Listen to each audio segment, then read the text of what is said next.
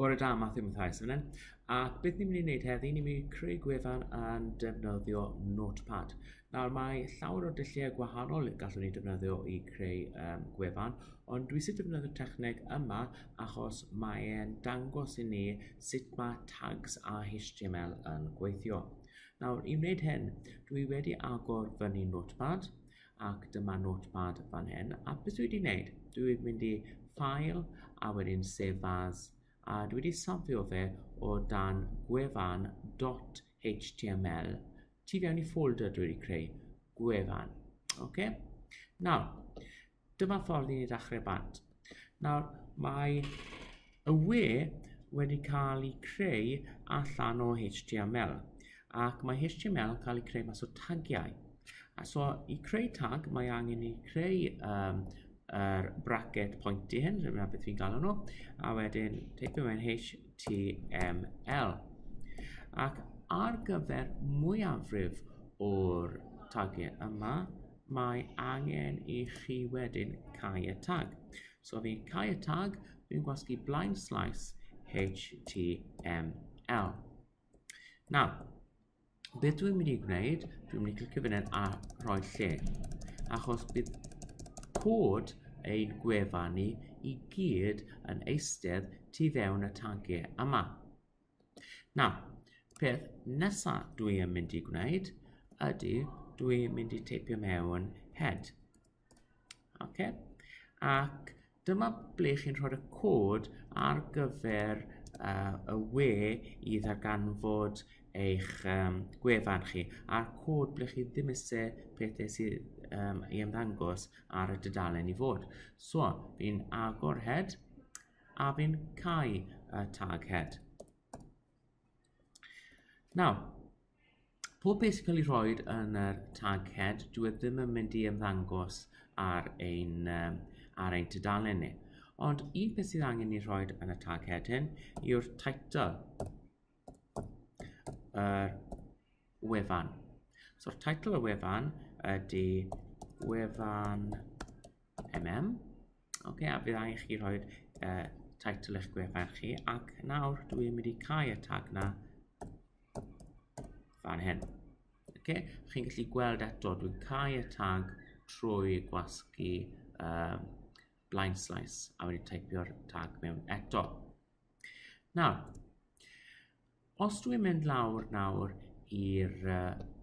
o dan yr head, dwi'n mynd i teipio nawr body. Nawr, yr corff tu fewn i fan hyn yw pob beth sy'n mynd i ymddangos ar y gwefan. So, fi'n agor yr tag y body, ac lawr ar y gwaelod fan hyn i fi'n mynd i cau tag body. Nawr, chi'n sylweddoli, fi'n ysgrifennu pob peth gyda llythrennau bach. Nawr, beth dwi'n mynd i wneud nawr ydy dwi'n mynd i File, a wedyn gwasgu Save, a wedyn ai draw i'r ochr yma ac yn gweld beth sy'n digwydd. So, fi'n gwasgu Ctrl-R, a chi'n gweld, achos dwi heb roed unrhyw beth lawr rhwng y tagiau body, sydd byd yn ymddangos ar ein gwefan ni. So, i ychwanegu cynnwys nawr. So, gallai ysgrifennu fan hyn, gwefan MM. Ac wedyn gallai ysgrifennu rhyw paragraff byr wedyn. Dyma enghraifft o wedi ei greu drwy defnyddio Notepad. Nawr, un peth chi'n mynd i sylwi nawr, dydw i ddim yn gofidio am llafu gyda unrhyw beth ar hyn o bryd, na gyd yw hwn yw enghraifft o sut i creu y gwefan. Cyn fyddwn ni'n rhoi hwn ar y we, fyddwn ni yn sicrhau bod y llafu a pob beth yn gywir. Ac wedyn, fi'n mynd i File a gwasgu Save. A os fi'n mynd nôl i'r dogfen a gwasgu, chi'n gallu gweld mae'r ysgrifen fan hyn yn ymddangos fan hyn. Ond, i chi'n gweld, dyw e heb rhoid gwefan MM fel teitl, a dyw e heb rhoid, dyma enghraifft y dudalen we wedi greu trwy defnyddio Notepad, fel paragraff. I wneud hynny, mae'n rhaid i fi rhoi tagiau lawr. So, un o'r tagiau sy'n defnyddiol ar gyfer hwn fan hyn, i roed yr teitl lawr ydy H1. So, fi'n rhoi lawr H1, a mae'r H1 yn sefyll amdano heading, ac wedyn i fi'n cau y tag H1.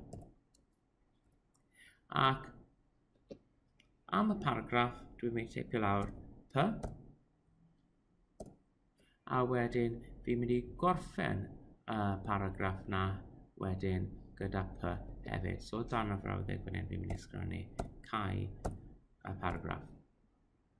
Ac beth gallen ni gwneud hefyd, jyst i ddangos bod y paragraff yn gweithio, gwneud paragraff newydd. So, paragraff newydd ar y wefan yma byddwch yn dysgu sut i wneud gwefan gyda Notepad. OK, ac beth dwi'n mynd i wneud nawr, dwi'n mynd i cau y paragraff. Ac wedyn, os fi'n clicio draw fan hyn, chi'n gweld sydd byd yn digwydd, nes dwi'n arbed e. So, mynd i File, Save, mynd nôl i'r wefan, ac gwasgu Control i'r refresher. A chi'n gweld nawr, achos wedi rhoi y tagiau mewn, mae hwnna yn rhoi mewn wedyn yr teitl ac wedyn y paragraffau. Nawr, beth chi'n mynd i sylwi yn syth y camgymeriadau yna. Nawr, dyma gwahaniaeth rhwng ysgrifennu a codio. Amser i chi'n gwneud camgymeriad yn ysgrifennu rhywbeth, mae'n ymddangos. Ond os ydych chi yn gwneud camgymeriad ar y codio, wedyn falle fydd yr gwefan ddim yn gweithio. So dyna ni pan mae'n bwysig cael cywirdeb amser i ni'n codio. Nawr, yr peth ola dwi sy'n dangos i chi tro yma ydy sut i gwneud listiau. Ac i gwneud list, fyddai yn just yn teipio mewn cod yr dot, a wedyn cau, a wedyn just ysgrifennu rhywbeth fel key.